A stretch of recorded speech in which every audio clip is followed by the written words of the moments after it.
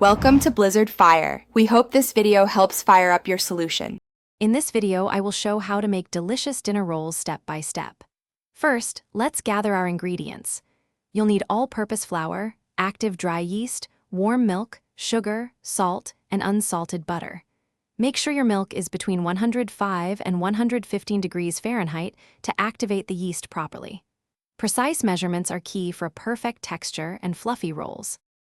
Now combine your dry ingredients in a large bowl, then gradually add the wet ingredients, mixing until a shaggy dough forms.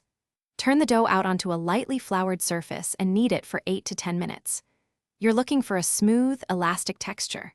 Once kneaded, place the dough in a lightly greased bowl, cover it, and let it rise in a warm place until doubled in size, which usually takes about 1 hour. After the first rise, gently punch down the dough to release the air.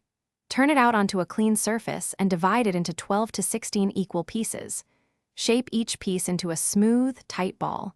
Arrange these rolls in a greased baking dish, leaving a little space between them.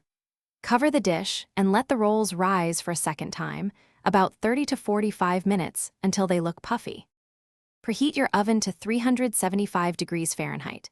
Bake the rolls for 12 to 15 minutes, or until they are beautifully golden brown on top. For an extra touch of flavor and shine, brush them with melted butter immediately after they come out of the oven. Let them cool slightly before serving warm.